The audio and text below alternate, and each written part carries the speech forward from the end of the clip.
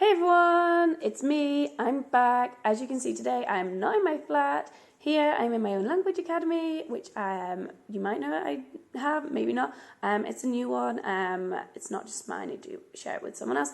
And I'm actually here just waiting for my Spanish class. And so I thought I'd do a quick video about how I learnt my Spanish. And this might be the first video that I will do actually both in English and in Spanish, I think.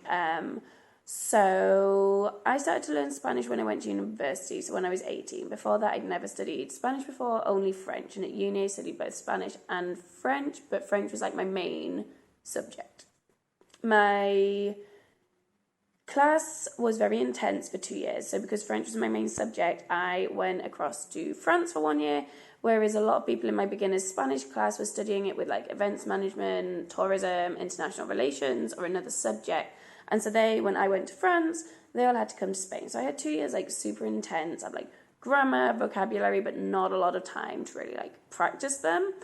And then when I was in France, I'll be honest, I was slightly lazy. I did not make the most of the fact that I had Spanish friends, partly because the common language between like the English speakers and the Spanish speakers was French, because not all the English speakers spoke Spanish. And not all the Spanish speakers spoke very good English. So we always communicated in French, which was like, cool, good for my French, bad for my Spanish. Then I went back to university for a year and I only had Spanish for my first semester.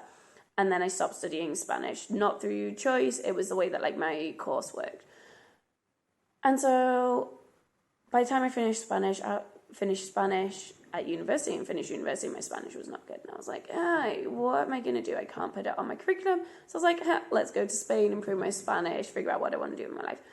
Came to Spain. In my first year, my Spanish did not improve much, I'll be honest. My flatmate was American, and all of my social life really was in English. So either I was with like other English language assistants or English teachers speaking in English, and Spanish people I knew, their English was better than my Spanish, and so we just did.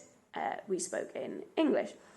When I returned to Spain for my second year, I was like, shit, I really need to improve my Spanish. And so I lived with 3 Spanish girls who spoke little English, and like things like waking up in the morning when you're still tired and having to communicate with them in Spanish, or when you've finished work and you're tired and you want to go home and relax, like having to be communicating with them in Spanish all the time really helped. I was very lucky. They were very patient with me and like spoke slowly, explained things to me if I didn't understand them until I did understand them, and so like that helped a lot. And then like on top of that, my boyfriend would be like, we're going to have dinner with my friends, and a lot of his friends do not speak in English. They don't know English, so I had to speak in Spanish. And at first it was really difficult because it was like big groups and I could like follow the conversation, but it was really difficult for me to actually like participate in the conversations. By the end of my second year, I was able to participate in the conversations, and that was great. And then in my third year, I then got I started to do private classes to improve my grammar, because like although I could have conversations, I knew I was making mistakes. So I started private classes to improve my grammar and like my writing mainly, because speaking was good, listening was good.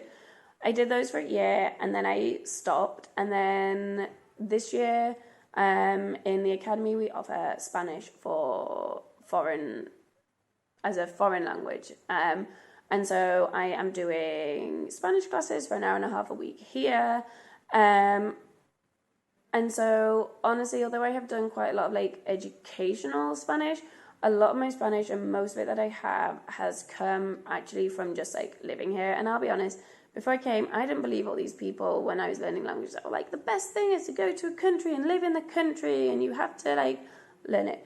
It is true, partly because you have to speak it if you want to be understood. If you want to make friends, you have to speak it.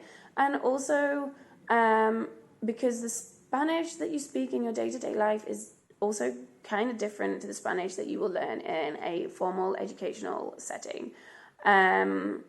And really that's my Spanish language journey. and I will record this video in Spanish and also upload it to YouTube.